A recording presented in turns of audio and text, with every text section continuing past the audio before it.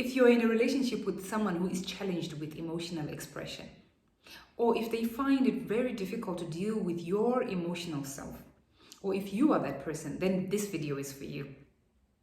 Today I want to talk about how to get to a place where you can be comfortable with the uncomfortable emotions around you, yours and the person you love.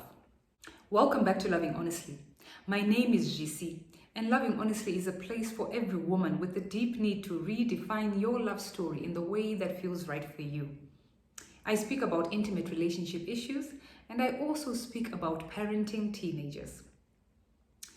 Now, have you ever experienced a time when you feel like crying, you're overwhelmed with emotion, whether sadness, whether anger, frustration with your romantic partner, but they don't know what to do, they keep silent, because perhaps they're the kind of person who is lost in thought, who tries to rationalize everything, tries to get through this and asks you to stop crying, it's going to be okay, but really doesn't get to grips with what the actual problem you're experiencing is.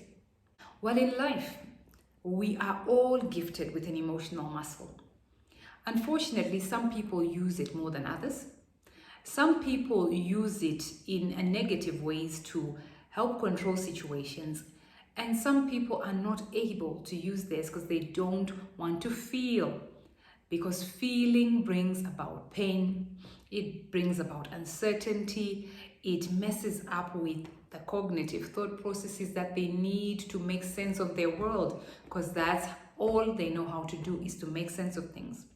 And making sense of things is with the mind, with the brain, with rationalizing things, with saying 1 + 1 = 2. When emotions come into play, unfortunately, they not necessarily challenge the way people think. However, they do give you a cue as to what to do. So this emotional muscle has to be exercised, just like with every other muscle in your body. You have to exercise it to get to know its strengths, its limitations, its breakpoints, so that you know yourself better in all situations. And the best place to find out how well you can handle any emotional situation is in romantic relationships and also in parenting. But because we are talking about romantic relationships here, I just wanted to highlight a few things that could help you out to deal with when you're with your partner and you don't know how to reach out and to express yourself enough for them to be able to be there for you and to hold space for you. So that word, holding space, is very key in terms of trying to be with your partner and be in their situation, sympathizing, empathizing, and being a support system. So let's say you are the person who has come to your partner with a challenge that you've experienced. You have had a fight with your mom, or something is not going quite right. And then you come to them all teary-eyed and wanting to share, talk about the incident and express yourself in the best way you want to. But then they say, okay, now that you've explained yourself, let me try and tell you how you need to handle the situation. But perhaps that's not what you want. You're not quite looking for a solution. You just want them to be there to help you to just break down, and they hold you up. But the discomfort he feels perhaps is so much so that he doesn't want to stay in that space with you and break down with you. Because sometimes some people feel as if they do start to get emotionally open, and if they do start crying, they will not be able to stop. Or if they do start to feel, they will not be able to control what that looks like, especially when they are someone who is particularly controlling within the way they experience their own life. This is not about you, this is about them. So you might get frustrated because he's trying to give you a solution. You might get frustrated because he's trying to make sense of it. But instead of looking at it as, why can't he help me? Why can't he see what I need? Perhaps what you need to do is to come to a place when you are not emotional. You come to a place where you request him to just be there and listen. It might not be that simple, I know. But at times, just asking for what you need before it happens gives the ability for someone who is very much a rational person to rationalize it in that moment. You become the rational being who comes to him and says, do you know what? When I was crying that time, when I was upset, What I would have preferred is if you would just listen without giving me a solution. Maybe if I want the solution, I will ask for it, or you could give it at a later time. But at that point, I just wanted you to hug me, to hold me, to just sit there with me and let me rant and rave. Requesting it in a moment where he is at peace, where he is not feeling agitated by what he is experiencing in his body that he doesn't know what to do with, might work. Because in that moment, you are reaching out to a part of him that he understands. The part of him that he makes sense of things. And you are more likely to get the response you want later, and to remind him in that moment that please be quiet, I need you now.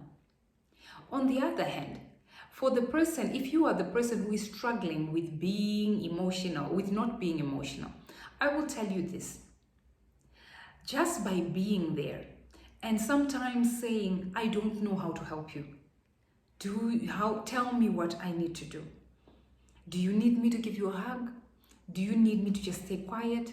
Tell me how I can help you, because I'm not sure what to do. Because half the time, the challenges we face are because people don't know. They can't guess what we need from them. Sometimes we don't even know, but it's more likely if you ask your partner, what help can I give you in this moment or in those moments that you need me? Tell me what you need me to do. They are more likely to be able to be gracious enough to realize, wow, okay, he loves me enough for him to ask. And that's enough.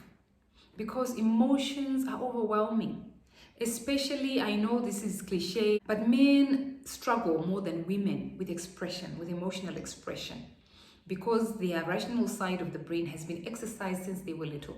They were told to be thinking people, to be planning people, to work hard, to not to cry, to pick themselves up and be men. So it's not so much they don't have that side of them. They do. But the cultural expression has increased that capacity over all else. So this other side hasn't been exercised enough. So in trying to exercise it is what we need to get to the place where we say, you know what, we need to build the capacity for this person to emotionally express. And sometimes people bury emotions because of certain things that will be happening to them, that will have happened to them. And they don't know how else, because once they start to open it up, they'll start to remember the negative emotions that they wanted to bury. And especially so if there's some trauma in someone's past. But you know, in terms of communicating and having a relationship with your partner, what the history looks like. So be sensitive around certain emotions, because they may elicit feelings of threat, of fear, of going back into something that they didn't want to come back to. So it's not so much about you, it's just about how they emotionally express. And understanding that gives you the opportunity to move forward in helping him to start to help you, or in helping her to start to help you, to be able to let go, let loose, be vulnerable with one another, and share how to help each other. You need to support each other in the best way for that person, not in the way you feel is necessary to support them. You know yourself best, and they know themselves better too. But the wonderful thing about emotional expression is when you start to be vulnerable and to reduce and to let down your guard around showing emotions that you're not comfortable with, you do it in small bits and pieces, your partner will start to see a deeper you. And there's nothing as intimate as seeing each other in the most vulnerable spaces and allowing yourselves to support one another in those vulnerable spaces. It's super important to reach out to you. That is what intimacy is seeing, the naked expression of self. It could be physical and emotional, but it is seeing someone for who they really are, without all the extras that come from the outside, and giving each other that emotional, mutual respect is the most romantic thing you can do for your partner. So allow each other to face those difficult moments and start to learn to use your emotional muscle, because the more you dampen down on your emotions, you are damping down all the other emotions that you enjoy. You don't get to be as happy as you can if you can never be as sad as you can. You will experience happiness, but you can only experience ultimate happiness when you've experienced ultimate sadness. You can only experience ultimate success when you've experienced ultimate failure and the emotions that come from it, and so on and so forth. So allowing yourself the full spectrum of emotions and to move from one end of the spectrum to the other is what brings about emotional maturity, emotional connection, and to be able to tackle even greater challenges as you keep going, because life will throw at you different balls. But when you know how to handle happiness, sadness, fear, love, all those emotions that come, anger and extreme exhilaration, everything that comes with it, you'll be able to live a full life and be able to participate in each other's romantic life together. So I just wanted to share that with you. I hope you enjoyed that. I would love to hear from you. What kind of emotional expressions you enjoy expressing the most, and the ones you fear the most, and why? Because we need to practice, especially the ones we fear the most, to be able to let down our guards around. I post every Wednesday, and if you'd like to get notifications when I do, please press the subscribe button. Take care.